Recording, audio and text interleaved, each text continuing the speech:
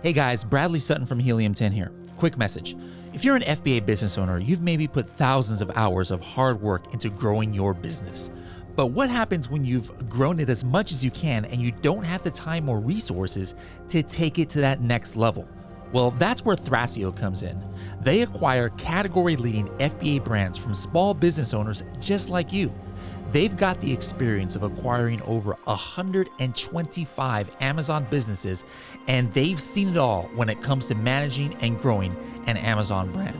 So if you're thinking about selling your FBA business, visit thrasio.com/helium10 to connect with Thrasio's deals team. That's thrasio.com, thrasio.com/helium10 for more information on if your brand is a good fit for Thrasio. In this episode of the AMPM podcast, I want to discuss something that I see as massively prevalent in the e-com and the entrepreneurial space in general. Something that I constantly come across, something that I see every day, and it's what I want to discuss in this episode, so I hope you'll stick around to the end. The thing that we're talking about in this episode is the fact that we, as entrepreneurs, e-com sellers, think too small. Take a listen to the end. Hope you get some value out of this. Let's go.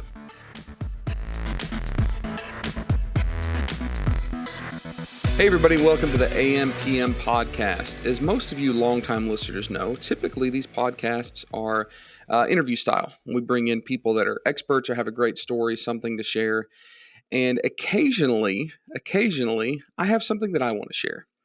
And it's a little bit uncomfortable for me because as I sit here at this table and I'm thinking, hey, I'm just going to do a podcast and talk about something that's on my mind, I run across really this thing that we're going to talk in depth about in this episode, which is imposter syndrome. I sit here and wonder, why do I have something valuable to share, right? And I'm telling you this because it'll make a lot of sense as we go through this episode. But also, I've noticed that some of the best performing podcast episodes are when I just kind of preach a little bit, right? Because I do get to see a lot and I get to talk to a lot of sellers. You know, I'm on the road a lot, even during COVID. I spend a lot of time doing things like, coaching calls and consulting and talking to people. So I get a lot of exposure to these different ideas and maybe I get a cool bird's eye view of the space. So that's what we're going to do today. And also understand that I consider this episode kind of preaching to the choir, quote unquote, right? I hope a lot of you understand that expression. I definitely think that preaching to the choir applies here because the lessons and the thoughts and kind of the direction of this episode is definitely also directed at me. It's directed at myself. So I've got some statements that I kind of want to make, and these statements a lot of times I think are true in this space. But we're going to go through them and I'm going to discuss a lot of these.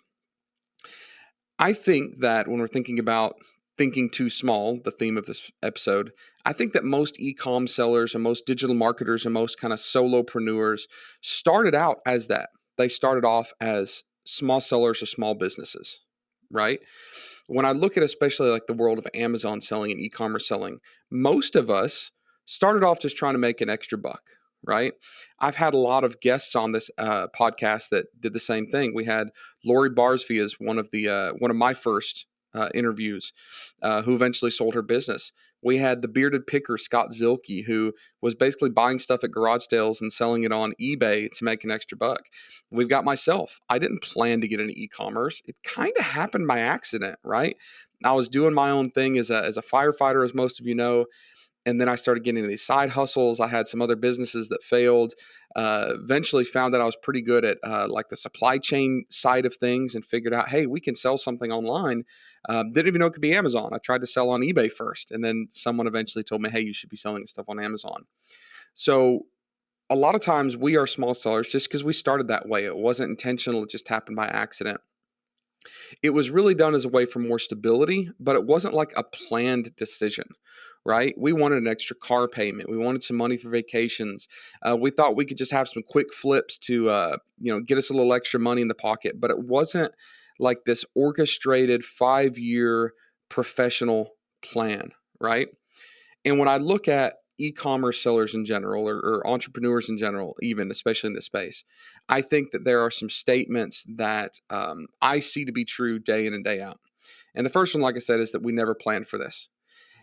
And we didn't plan for this because it wasn't an option years ago, right? This whole thing of especially e-commerce or digital marketing, it's too new. When I was in high school and we were going through career options, selling online wasn't an option. When I was going to business school, there was marketing. And I remember like some of the big case studies in marketing were revolving around branding in brick and mortar stores. Like even, I'm not that old, but even when I was in college, this concept of digital marketing was brand new and the concept of e-commerce selling almost didn't exist. So there's no way we could have possibly planned for this. This means that all of us as e-commerce sellers, we got into this very late as almost a last minute decision, right? And because of that, a lot of times it has repercussions, it has implications. Another thing that I've noticed is that we don't have the quote unquote education or experience, right? When we're running small businesses, we have to be the CEO, the COO, the CFO, the CMO, the warehouse worker, the janitor, everything, right? And nobody, I'm not saying we as e-commerce sellers, I'm saying nobody's prepared to do all of that. We can't be jack of all trades to an extent that we're going to be great at all of that. We don't have the education. We don't have the pedigree. We don't have the experience to actually do all of those functions, right? Which creates some problems. Also, small businesses, solopreneurs, e-commerce sellers, were often bootstrapped. When you look at businesses in general, especially the startup world today, most of them are funded by institutional money. You've got venture capitals, or you might have, family members that are investing money, angel investors. You might have business owners that have already exited another business and had a big nest egg to put forward to this one. When we think about us as e-commerce sellers, typically speaking, institutional money isn't available, or if it is, we don't know how to go out and get it. Like we don't have that pedigree, that education, we don't have the contacts. So we are frequently bootstrapped, which causes some problems. Another thing, I think this is a general statement that's true about e-commerce sellers, is that we get so frustrated and we lose heart and we lose encouragement and get discouraged over things that are seemingly huge, but in reality are pretty small, right? We hit roadblocks, we hit hurdles, we hit issues that just crush us entirely, like knocks all the wind out of our sails, knocks all of the wind out of our chest, and we just feel like that is the icing on the cake. We're done. We have to quit. We have to stop this potential journey, right? And we do that because it's personal. Everything we do is personal. I've talked before about the prevalence of mental illness in entrepreneurs, specifically anxiety and depression. And it's because we equate our personal success and our business success together. We think they're combined, right? So because the things that we do are so personal, because we are entrepreneurs, it's very difficult. We have to prove ourselves to ourselves, right? We have to prove ourselves to our spouses, our family members, our parents, our colleagues at work if we're still working another job. And sometimes we feel like we're trying to swim upstream against all this hate and negativity. And maybe if it's not even like malicious hate and negativity, it's just doubt and like the eye rolls and oh, you're starting your own business? Okay, what do you know about that? You're a school teacher, you're a stay-at-home mom, you're a construction worker, right? And when something doesn't work out, like a small hiccup, a small road bump, it feels like a boulder's been dropped on our freaking heads, right? When I first got started, right out of college, I was a firefighter, blue collar worker. We worked shift work. It was impossible to get fired. Like the old joke was, you could go in and take a dump on the chief's desk and probably get promoted, right? It was a job that people a lot of times just skate through for their 25-year career and they walk out, with retirement and they're done. But I always had that entrepreneurial bug, as do actually a lot of firefighters. And a lot of us have side jobs and side businesses. And I started a landscaping and construction business, right? And we did really high-end stuff. We did koi ponds. I did outdoor fireplaces and kitchens. I did a lot of stonework and retaining walls and paver patios and things like that. And I thought that I was on the path to success. It's my side job. At some point, I had like 20-something employees, had like 65 trucks and pieces of equipment. I had bobcats and dump trucks and tractors, and it was awesome, but I never made a dime at it. I ran that business for 6 years, and at the end of it, I basically had to liquidate all of my equipment for the balance of the loans that I still own on the equipment, and I never paid myself. And I was depressed. I was burnt out. I was frustrated because for 6 years, I worked on this business, and at the end, I really had nothing to show for it. Right. And that's a personal thing because of all the late nights putting quotes together, of all the weekends working, of all the stress and the headaches of employees and trucks breaking down and clients mad because their arborvitae was, not the exact size they wanted and just stupid bull crap, right? Going through all that, I had very little to nothing to show for it at the end. And that's frustrating because the people that are around me, right, in my life saw that. It was technically a fail. And that's one of the things that I see happen all the time in e-commerce. It's the first product launch. It's the first Facebook ad we can't figure out. It's something, right? Another generalized statement, another problem that we as e-commerce sellers, entrepreneurs have is that we listen to other people too much. We really do. And I've talked about this before. You can't take everybody else's advice. People think that what we're doing is a scam. People think that we're not qualified. People think that it's not for us.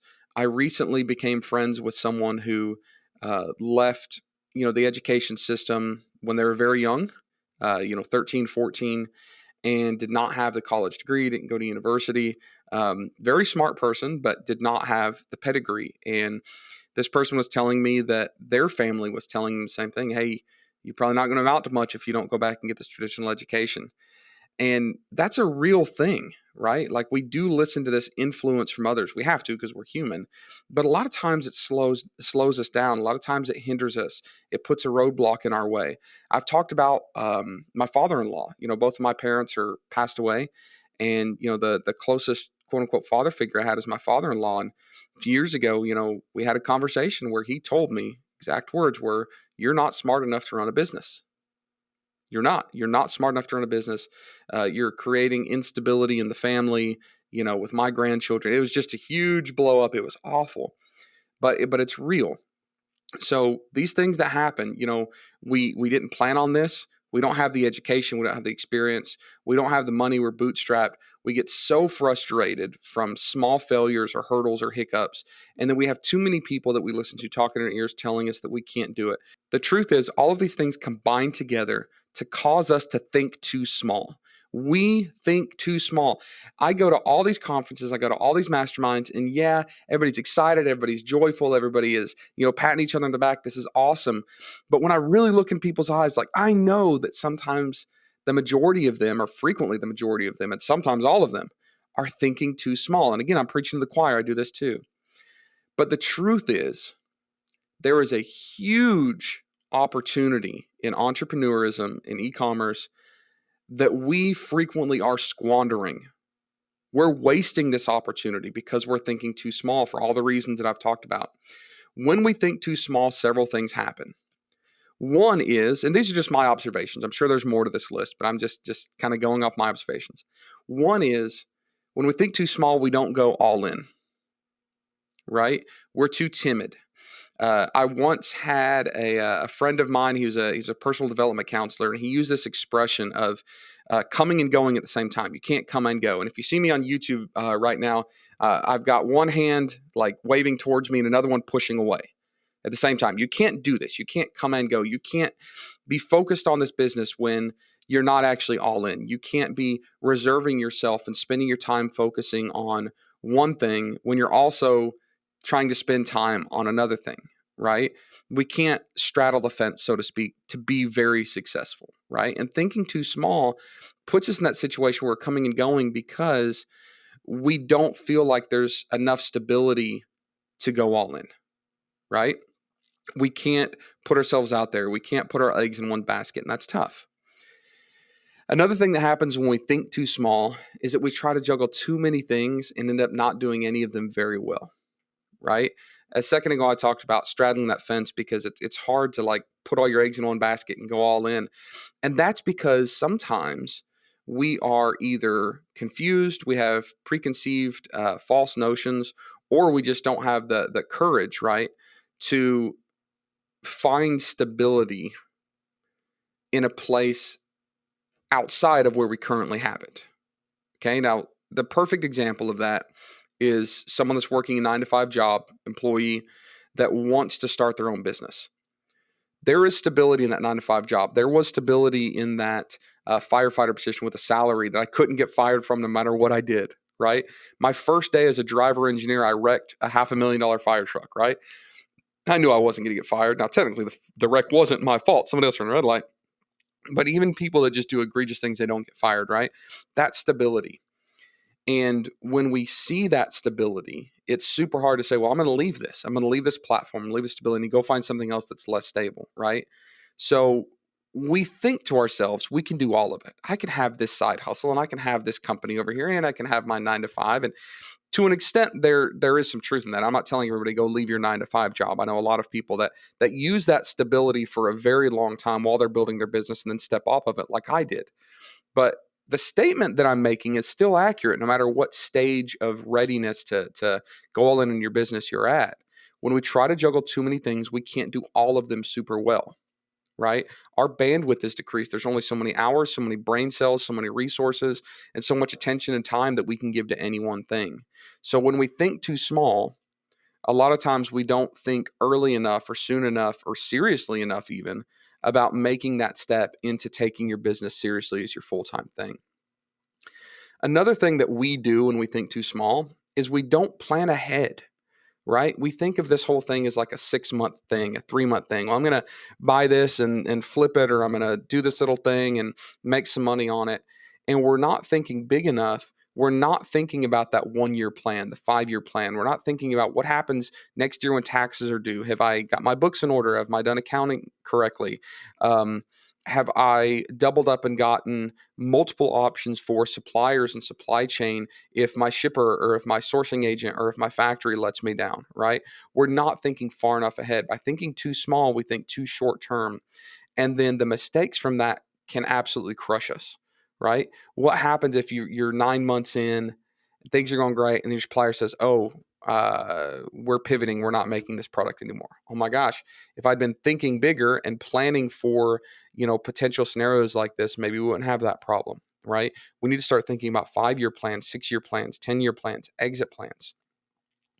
Another thing that we do when we think too small is we quit too early. When I look back at the things that have been most influential for me as learning lessons, I think about the failures. I think about the products I shouldn't launched. I think about the business partnerships that got screwed up. I think about my time and focus on things that really didn't matter.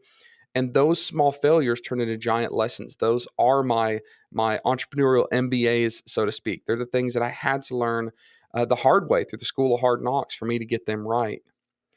And when we are thinking too small, we let this potentially small failure, shake us to the core, and then we let those things prove to us that we can't do it. If I have a large business, or not even large business, if I have a business that I'm expecting to be large, I have institutional money, I have, staff, and I have the pedigree, so to speak. If a Facebook ad doesn't work, if one product launch doesn't work, I, brush my shoulders off, say, okay, cool, we keep going. But we as solopreneurs, entrepreneurs, e-com sellers, typically, like that one failure just proves to us, oh, we can't do it. Like that shook us too much. Like it's too difficult of a hurdle to overcome, right? Thinking too small leads to those things. We don't go all in. We try to juggle too many things. We're not planning ahead. We quit too early. So why does this matter? All right. Why does this matter? Why would it behoove us to start thinking bigger, right? Why does this matter? And it's because we're all human, right? We're all human. When I tell people, or I even tell myself, hey, we need to think bigger, I think about the fact that I'm human and that I have my strengths, I have my weaknesses, and maybe I convince myself that those weaknesses are too much. Maybe I convince myself that I don't have enough strength to actually get through, right? But because we're all human and we have this self-doubt and we tend to think smaller sometimes than we should, we forget that some of the most successful business people out there, the most successful business people in the world, had struggles, they had shortfalls, they had failures, right? When we look at the founder of Honda, right, Honda Motor Company, he had a lot of failures in his industry. He left school at 15. He became an apprentice in an auto repair shop. He eventually opened his own branch of auto repair shops that eventually closed. And at one point, he started creating auto parts for the Toyota company. This is in 1936, all right? So the guy's last name is Honda, if that gives you a hint. But he was trying to create auto parts for Toyota, and they were rejected. Toyota said, "We don't want your crappy auto parts. You don't know what you're doing." Mr. Honda, I can't begin to pronounce his Japanese first name. It would be atrocious. But he has a quote that I love. And it's this: success is 99% failure. All right, let me say that again. From the founder of Honda Motor Company, success is 99% failure. He didn't give up. He didn't let his rejection get the best of him, so to speak. Eventually, gasoline became really, really scarce, like right after World War II ended, and they weren't getting imports. And Mr. Honda here, he offered a solution. Instead of these big gas-guzzling engines, he created a small two-stroke motor. It needed very little gas to operate. It was, adopted by other motor companies, and he eventually started his own motor company with a motorcycle, actually, in 1949. And then 20 years later, they started manufacturing cars. And since then, Honda's become one of the largest auto manufacturers in the world. The company is worth billions and billions and billions. If you look back, Toyota, one of their biggest regrets probably would have been turning him down if you think about it. But my point is, like, some of the most successful people in the world had these failures. They had slow start. They didn't have the pedigree. They didn't have the education. They were auto mechanics, right? He was human.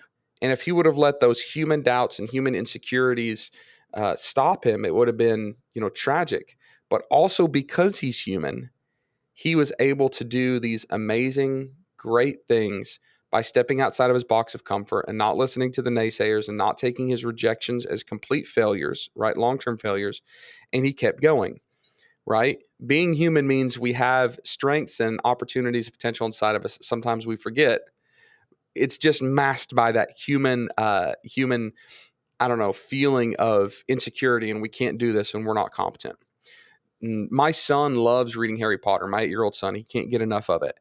And the author J.K. Rowling, she actually started writing the Harry Potter series in the 1990s after she was stuck on a train and had this idea.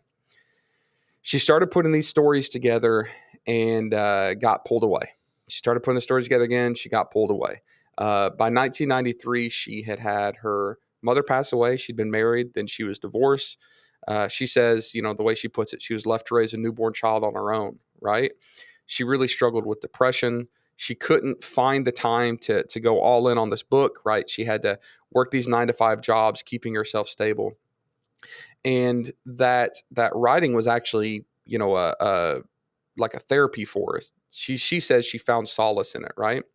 A few years later, she started submitting samples of her book to major publishing firms, 12 of them, in fact. And pretty much all of them told her no. Nobody's interested in another book about wizards and witches, right? That's the exact quote. She has a quote, and it says, "It's impossible to live without failing at something." All right? It's impossible to live without failing at something. So even though she felt defeated, she kept submitting her book to publishers. About a year later of being rejected, or after a year of being rejected, she submitted these initial publishings to Bloomsbury Publishing, and the 8-year-old daughter of Bloomsbury's publishing owner read the manuscript, and they decided to publish the novel. Since then, they have had 11 novels, 3 volumes, 2 screenplays, produced 10 movies. She's won countless awards, and she's reached billionaire status. She is now one of the most influential authors of all time, and she loves sharing her story about hitting rock bottom. She loves talking about her hardships. This woman did not have the pedigree. She didn't have the experience. She didn't have, any of those things that publishers were looking for. She literally had an idea sitting on a train while it was delayed somewhere. She was rejected for years. She went through all these big issues, right? The depression, the family issues, the raising a child on her own. And she's a freaking billionaire, right? Because she didn't give up. Now, here's what I think about e-commerce sellers, entrepreneurs in general, right? We have all these things telling us, yes, we need to keep moving forward. We have all these things telling us, hey, you don't need to be going forward. You need to stay in this stable stage. You're not qualified for this. You're not competent for this. But the reason I think that we need to at least understand this and become aware of this and make informed decisions is because the stakes are huge. The opportunity that we could potentially miss out on is huge. When we think about the way that retail in the world is changing, thousands of years of retail being done the same way, and just in the past 20 years, it began to change. The big brands can't pivot, right? The big stores can't pivot. Big stores like Sears and big stores like Toys R Us are going out of business, and the small entrepreneurs, the e-com sellers, are absolutely crushing it. All right, we are. There's never been a better opportunity right now to be an entrepreneur, I believe. And check this out. Just within the past year, I've started noticing that asset growth is happening, right? This isn't just going from, flip a few things online to selling your own private label brand to some things are happening, we're making some money.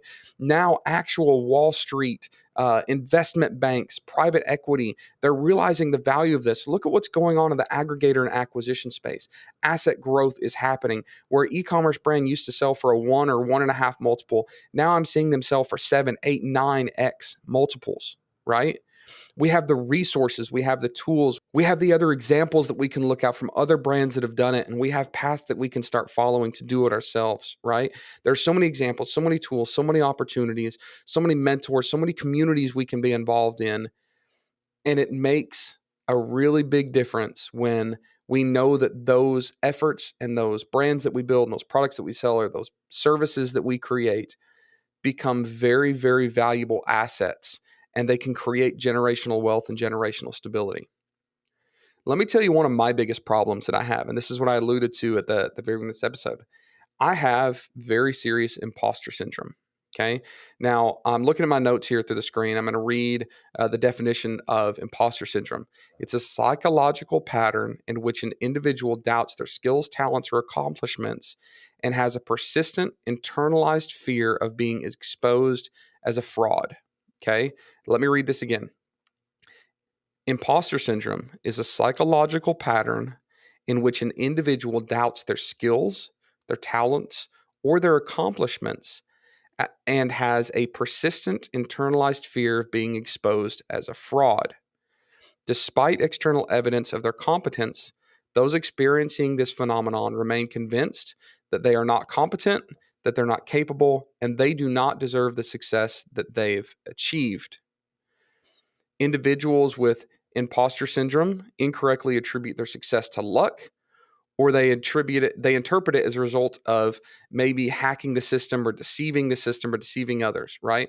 Now, I have that every time to a degree. I'm getting better when I sit down and do one of these, especially solo episodes of the podcast. I think, gosh, there's so many better people out there to be listening to. Why does my advice or why do my opinions matter? And sometimes I feel like a fraud sitting here trying to, communicate this to all you listeners who many of which are much more smarter, experienced, more successful than I am. But we also have it as e-commerce sellers, right? Like we attribute it to luck. We attribute it to timing. This isn't a long-term sustainable business. I just got lucky a few times, right? We often have this imposter syndrome. It happens so much to e-commerce sellers. I can't tell you how many times I have sat at a conference or I've sat at a workshop or I've sat at a networking event with wildly successful, intelligent, competent e-commerce sellers that still don't feel like they're any of those things, right? They're not doubling down on what they're doing because they don't think they can do it again. They're not trying to help other people because they think they just got lucky. They're not planning for, 10 years of continued growth because they continue to think that this is just going to stop. I'll give you an example. I have a coaching program called the Centurion League Group Coaching and Mastermind Program that I run with Norm Farrar. And one of the things that we do a lot of times is we share our own product ideas. And a lot of times we have members who volunteer to show their product ideas just for feedback or for ideas or for criticism or for validation. And yes, there are a lot of times when members show their product ideas, we're like, we think you're barking up the wrong tree here. We think this is a saturated product, probably wouldn't go down this route. But there are other times people just, are terrified that we're just going to rip them a new one, so to speak, with their products. And we go through this validation. We're like, holy cow, this is amazing. Like, I wish I'd come up with this product. This can be great. And sometimes we have people that walking down the right track and then they doubt themselves and they figure, no, I surely I'm not smart enough to have found this opportunity. Surely I couldn't have figured out this niche when nobody else did. I recently, last week actually, shared one of my products I'm launching right now in the group. We share this stuff pretty openly for education. And I'm sharing this product, and one of our members who's been in the group a long time raises a hand and speaks up. He's like, "What the heck, man? I found this product like 5 months ago and decided not to go forward with it." And I'm sitting there thinking to myself, well, that's interesting. It's kind of nice that, my product research methods, other people are obviously using correctly because they're finding the same products. So I said, "Dude, why didn't you go forward with it?" He's like, "Well, it just seemed a little too easy." He's like, "Man, if I would have known that you were also looking at this product and going to move forward with it," and usually that doesn't happen. Usually there's not overlap. But he said, "Man, I would have been a lot more encouraged." I was like, "Dude, the truth of the matter is you were on the right track. You were following the right methods. You were following the right strategies. You actually found a winning product. And even if you had launched it and I'd launched it, there would have been multiple opportunities for us both to succeed at this. It would have been awesome. I wish you would have kept going. Why'd you stop?" He's like, "Well, it just seemed too easy." Right? Like, he doubted himself. This happens so much as e-commerce sellers. We think that we don't actually see the winning formula, that we can't succeed, right? So here's the moral of the story for today's episode. We set our own limits. Even though we do have shortcomings, we can actually work around them. We can navigate around them. We can figure it out. We can augment our weaknesses with somebody else's strengths and our strengths with somebody else's weakness. We can educate ourselves. We can get lucky occasionally and replicate it and keep going. We can have a failure, learn from it, and keep going. We can actually, despite our own preconceived notions and our own emotions and our own doubts, we as humans, we as followers of the AMPM podcast and entrepreneurs and e-com sellers, we can, I promise you, I agree this wholeheartedly, we can achieve things greater than we expect. We can. We can create something great. We can involve ourselves in something bigger than us, and we can be more successful than we expect ourselves to be. And I do believe that there is no better time than now. I'll end this episode with a great quote that I absolutely love. It's by Dr. Martin Luther King Jr. This is the quote: "If you can't fly, then run. If you can't run right now, then walk. If you can't walk, then crawl. But whatever you do, you have to keep moving forward." I hope that something I've said in this episode has been valuable. I hope that maybe one of my crazy ideas resonated, or maybe I am just crazy. And if that's true, let me know. Post something in the YouTube comments, post a review in whatever podcast platform you're listening to.